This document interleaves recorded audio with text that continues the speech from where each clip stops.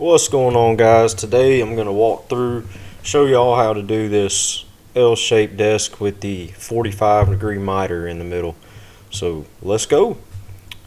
We are starting off with our yellow pine, and we built this entire desk out of pine wood.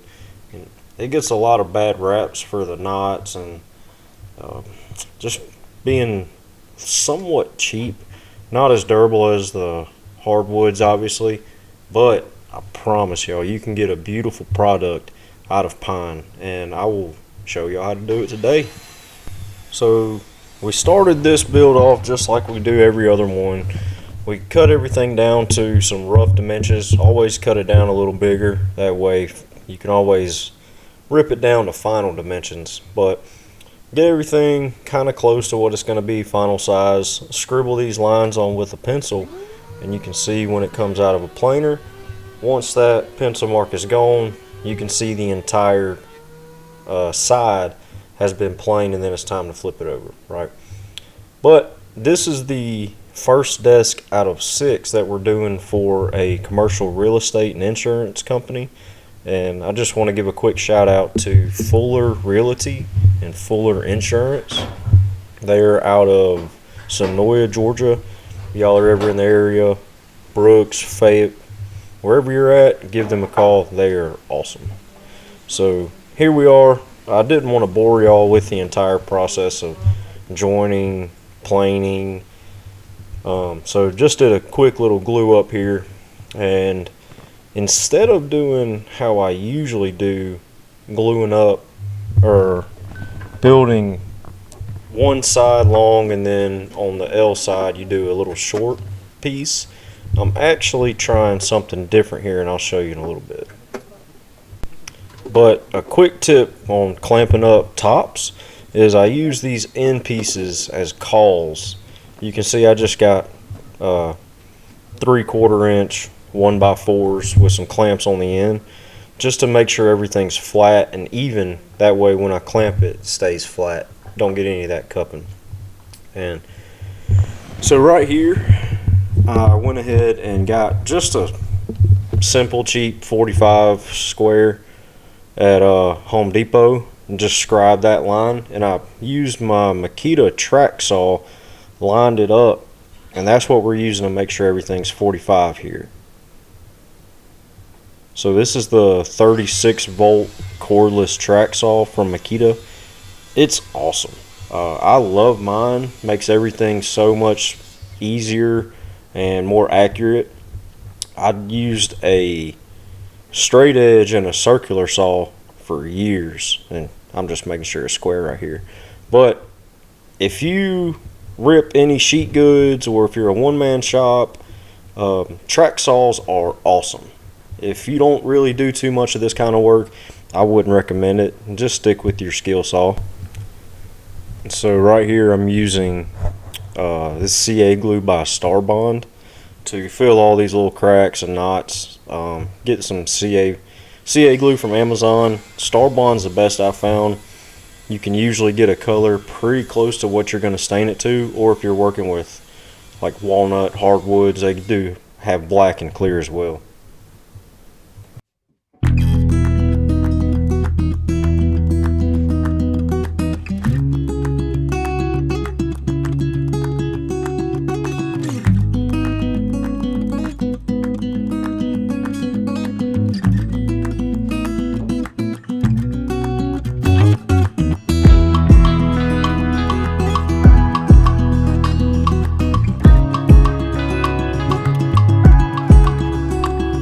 So you see me trying to line up that corner with my left hand right there. I just want y'all to know that's not the most important part. It is much more important to have the other corner, which I'll circle in a little bit. That needs to be perfectly aligned for the glue up. The other side you can always cut down if you need to.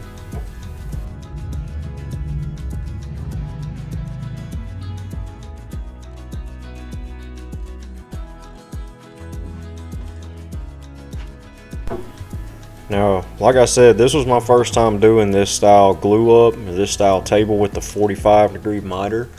So the glue up got a little sketchy, but that's the corner I was saying. You want to make sure that right there is perfectly aligned when you do your glue up.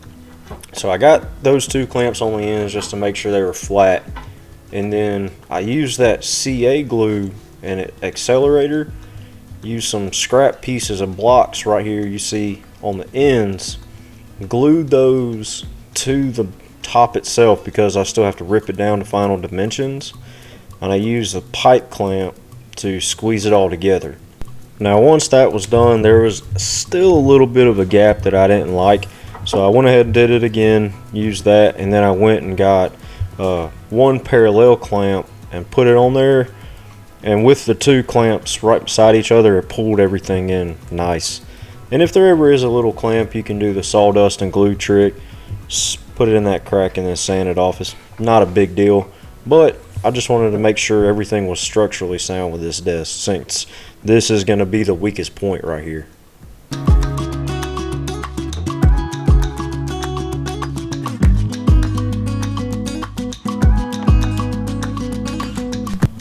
Now, while that's gluing up, we're just going to go ahead and run through the base. And it's really simple design. It's they want it pretty much enclosed all the way around, and it's kind of a farmhouse style. It's just going to have 3 square, essentially, legs, and they're all going to connect by these pine boards right here. Also, pocket holes are awesome. I don't care what anybody says.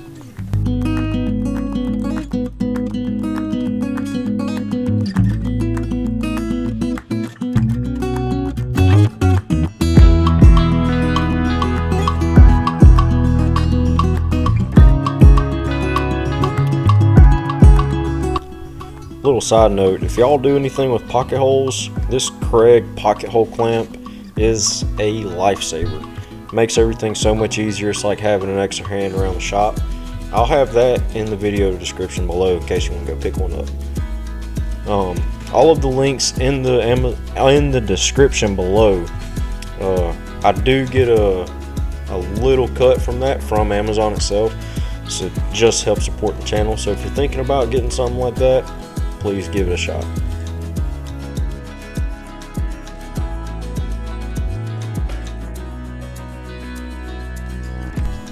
And it's the same thing right here. I have all kind of clamps around the shop. This is just a Craig style. It's a Craig clamp. I don't even know what it's called, to be honest with you. It's a little 3-inch clamp.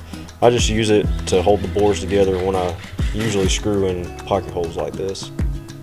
But like I said, it's just another free hand around the shop.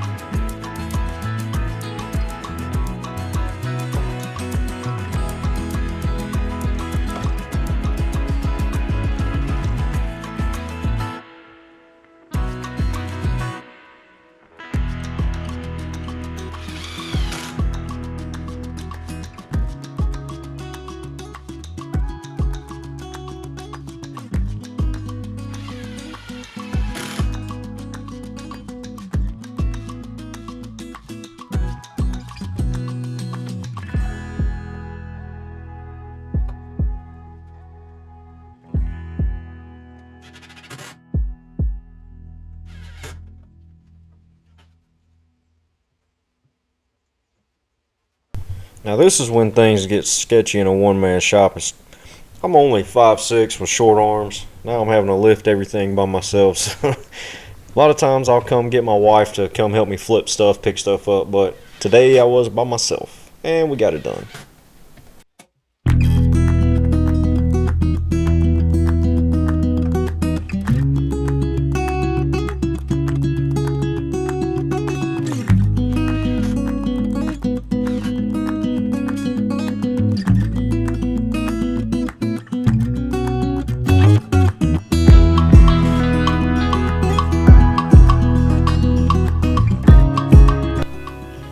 So I'm cutting up some 1/4-inch beadboard. It's just a 1/4-inch MDF with design on the front.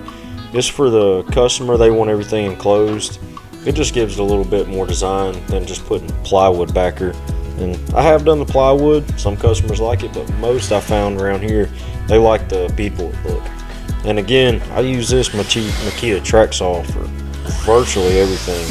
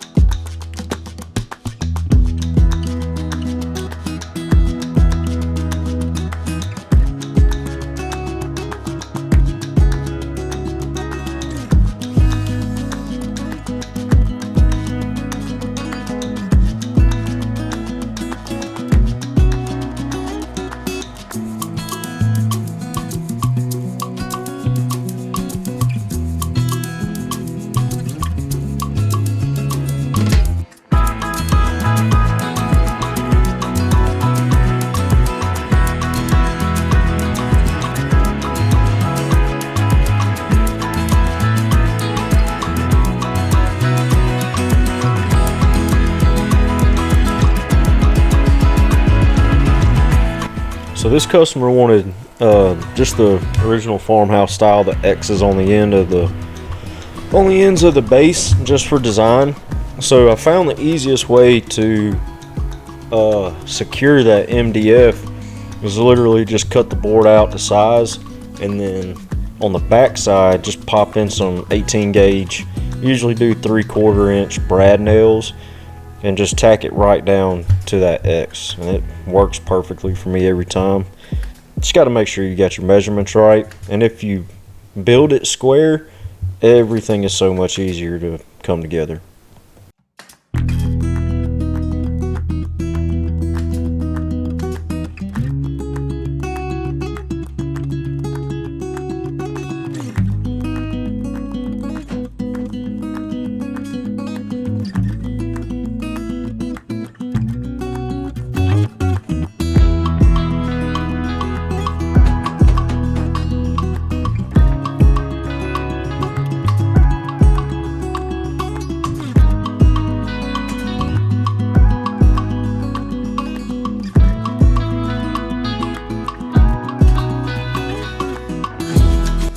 So while that top was gluing up, like I said, I had a contract for 6 desks. I went ahead and I had the room to build 3 of the desks at one time. So I brought all the bases out and wanted to just paint it all at once, just because it's easier that way, obviously. So I'm using the Gray Coat True Coat 360 sprayer. For my shop, this little sprayer is perfect. It has all the power I need. It's airless, is handheld, it's easy to clean with some mineral spirits. So this one is corded. I want to say this one was about $280. They do have a battery powered version, and it takes DeWalt, and it's right around, I want to say last time I looked, 600 and something. So I decided to go with the corded. Cords don't bother me that much. But this little sprayer is perfect for if you're doing any kind of DIY, any kind of home renovations, home builds. And for me, this is just what I like to use. I'm not going the whole commercial route, so you can see just how quick it is to refill right here. It takes every bit of 2 minutes. It comes with little plastic cups, so as soon as you're done, you can just dump the cup and you're good. And by the way, just in case anybody wants it, this color is tricorn black, and that's from Sherwin-Williams.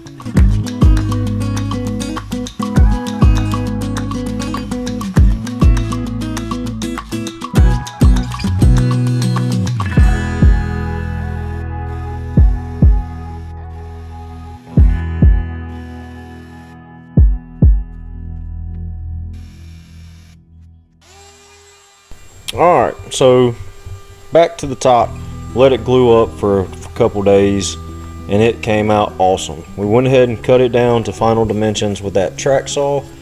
Unfortunately, I couldn't get that on video. Well, I did get it on video, I just accidentally filmed it in slow-mo. Looked awful, so I just scrapped it. But all we're doing right here is putting a 1/4 inch round over on the top, and then I usually do a 1/8 inch round over on the bottom. And you can see right here, just gives it that nice little design. Cuts the edge off if you're going to be working on it a lot. Just a nice touch to it. And I found out by 731 Woodworks, always go with white side router bits. I used to get the cheap Diablo ones from Home Depot, and they're okay. They just dull out very quick. Can't really resharpen them, and whenever you get dull router bits, it starts to burn your wood. You get a lot more tear out. So if you can, spend a little bit extra money and get those white side. All right, so this customer wanted 2 portholes on the top for cords to go down into, and this is one reason why you don't use a dull hole saw bit. As you can see, it took a lot of time, and it didn't even cut through the whole thing. I had to get a hammer to pop out. So what I should have done was going from the top and then use that pilot hole coming from the bottom and pop it out. So, lesson learned. First lesson, use a sharp bit. Second lesson, don't hit it with a hammer. Just words of the wise. So right here, whenever you're gonna stain pine, always use pre-stain conditioner. I use Minwaxes. I'm not sure if there's any other brands that have this. I'm sure there are, but it makes it look a lot less blotchy, and it takes the stain a lot better, makes it a lot more even coat.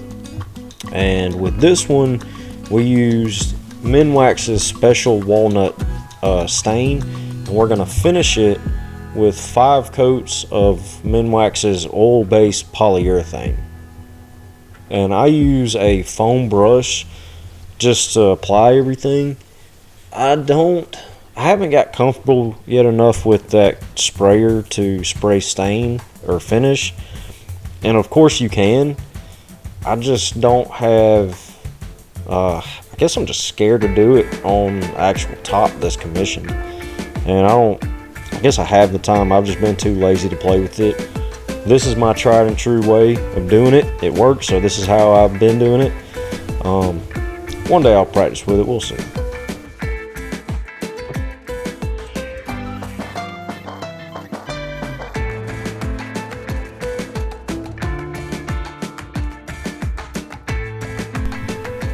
Alright guys, if y'all have made it this far, please like and subscribe. Make sure to hit that bell icon for notifications. Thank y'all dearly. Like I said, I'm trying to grow the channel. Anything y'all want to see, let me know. Any questions, comments, concerns, please feel free to leave them in the comments. It helps out tremendously. Also, if you have any questions about how you do my finish, always put a thin coat of finish on, let it dry completely to where it's not tacky at all. Then I come back with some 220 grit, hand sand, wipe it down with water, wet rag, and then go back over a few more times. And this is just me and my wife taking it off of the trailer, assembling it. This is one of the benefits of building and buying custom, is everything is custom made for your spot. So like I said, thank y'all for watching. If y'all ever have any questions, comments, concerns, please feel free to leave them down below. Thank y'all.